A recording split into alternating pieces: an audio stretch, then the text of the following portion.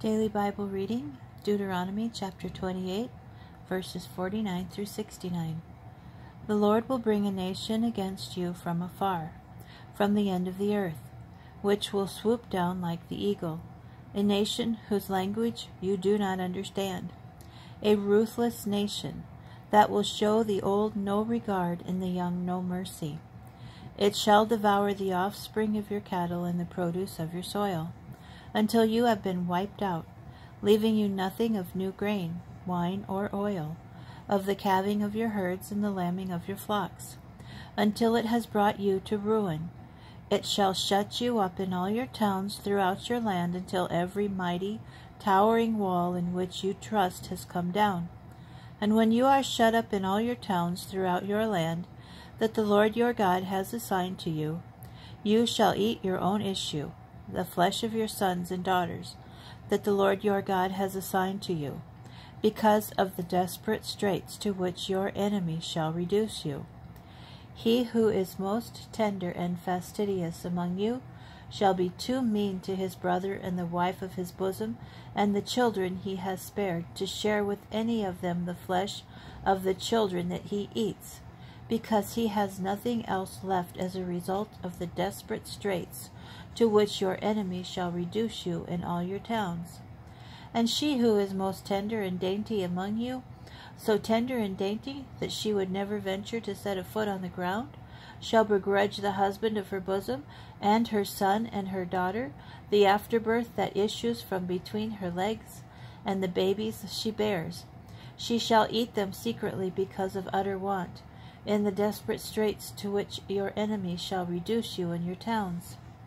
If you fail to observe faithfully all the terms of this teaching that are written in this book, to reverence this honored and awesome name, the Lord your God, the Lord will inflict extraordinary plagues upon you and your offspring, strange and lasting plagues, malignant and chronic diseases.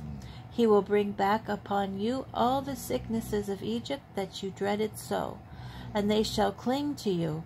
Moreover, the Lord will bring upon you all the other diseases and plagues that are not mentioned in this book of teaching, until you are wiped out. You shall be left a scant few after having been as numerous as the stars in the skies, because you did not heed the command of the Lord your God. And as the Lord once delighted in making you prosperous and many, so will the Lord now delight in causing you to perish and in wiping you out. You shall be torn from the land that you are about to enter and possess.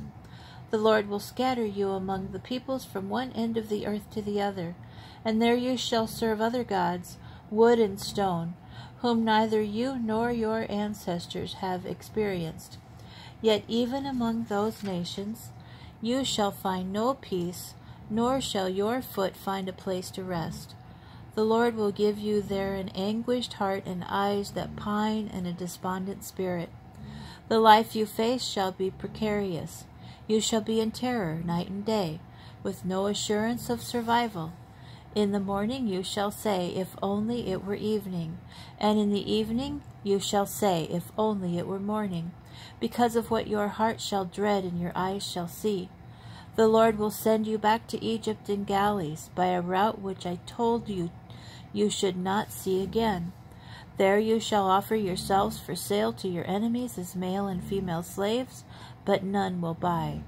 These are the terms of the covenant which the Lord commanded Moses to conclude with the Israelites in the land of Moab, in addition to the covenant which he had made with them at Horeb.